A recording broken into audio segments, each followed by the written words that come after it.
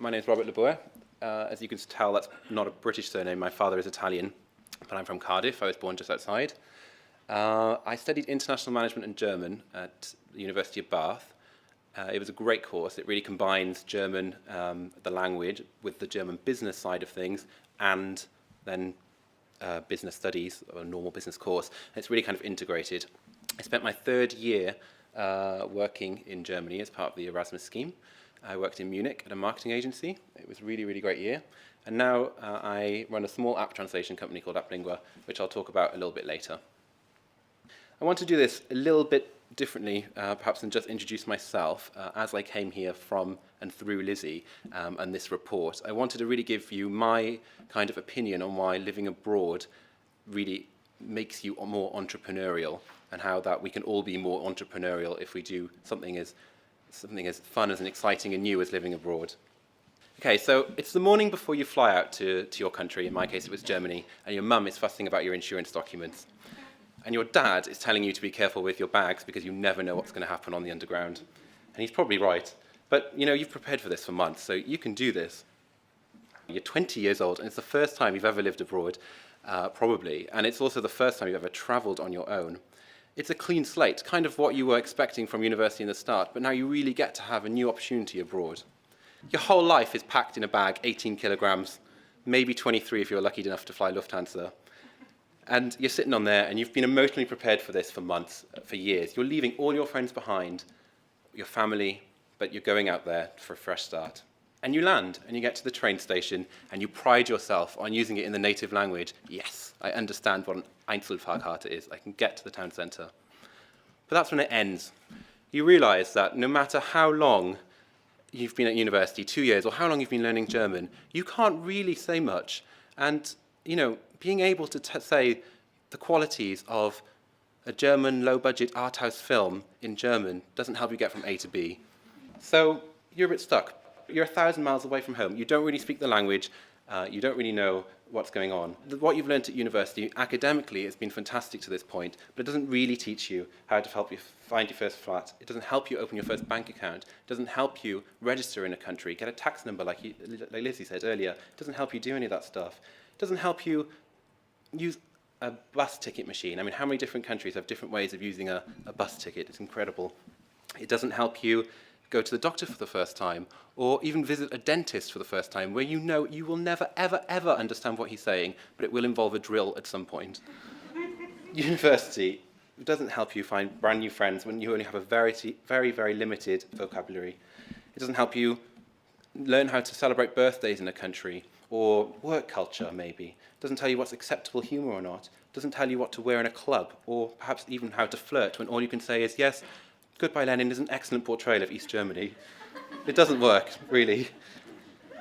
And you finished your year abroad knowing one thing, that it's been full of challenges, small challenges to overcome, and each one of them incredible, with incredible rewards, and each one of them bringing new possibilities, new excitement for life and everything you're doing, and you know that you just want to go back. You know, if you're like me, that that was the best year of your life, and you'll do anything to go back and live abroad. Now, I'm not a massive fan of the word entrepreneur. I don't really like it. I think it's a bit scary, and I think it separates people from us and these guys who kind of sit up there in the cloud.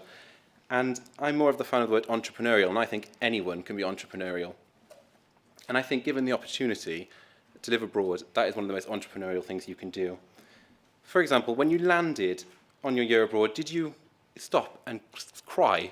Or did you actually go and find the ticket machine? Did you ask for help? Did you look around you? When you looked for a flat, did you just pick the first one because it was easy? No, you didn't. You looked at several different ones and you found the best, which was for you, the best outcome at that one particular point.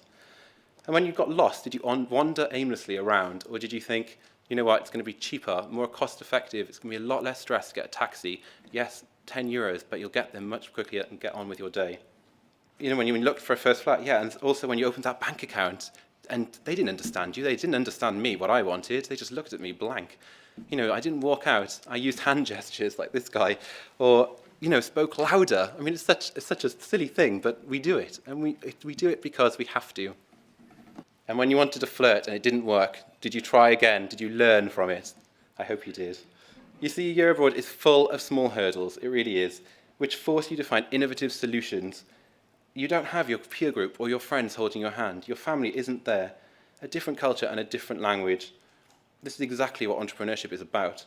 Entrepreneurship is about finding solutions to problems that are unfamiliar to you. It's about fixing problems instead of ignoring them. It's about overcoming all the barriers and sometimes just taking a risk. So when you're looking for a job after university, like we all did, we're looking for something which has that kind of excitement from our year abroad. And I got a job straight after, Lizzie mentioned earlier, I got a job back in Munich again at a slightly different company, but it didn't, unfortunately, let me learn. It didn't challenge me in a way. And I mean, of course, I met some great people, but I didn't like it. And I stuck in there for 18 months because none of us like to quit at these things. I actually wrote my letter of resignation after 4 months, but carried it in my bag for a year. It's crazy. But I did it in the end, and perhaps that was one of the biggest things I took away from that. I learnt when to quit and sometimes to say things can be better. And so when I quit, I was earning a wage that a lot of 23-year-olds would have dreamed of. And I was living in Munich, and I knew that I couldn't stay in Munich starting up a company. So I moved back home. I moved back home to my parents in Cardiff, and all the freedoms that I had kind of accrued over these 2 years living in Germany, I just lost. But it was okay because it was worth it, because I set up a company called AppLingua, which fixed a problem in that app developers find it difficult to translate their apps.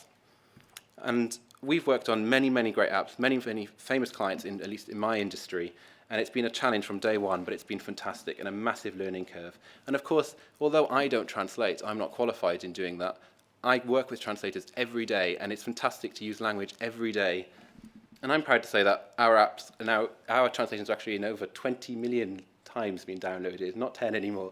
It's amazing kind of what our text and what our work has gone into. But where did this idea come from? Like I said, I was in Germany, my friends were using their iPhones in English, and I thought this was incredibly unfair. Why do they have to use English when it's much easier to use it in their own native language? But living abroad opens our eyes to all these different things. There's all these different problems. There's some great things that have come to the UK recently, like bubble tea, macaroons. I mean, could you imagine living without those? To postbox stations. Amazon have opened them in the UK, but they were in Germany like 10, 15 years ago. And finally, better than Boris bikes. Boris bikes are hopeless in comparison to these wonderful things in Germany. So that's why I encourage everyone to go on a year abroad, because you go there, you see new things. You see things that we don't do here in the UK, or they do better. And you also, you're there on your own, you have to stand on your own 2 feet. And that's great learning curve. And you will use all those skills to overcome all those challenges that all of us just took for granted on the day we were doing them. And you'll use them to start your own thing, to start something completely new. Success. Thank you.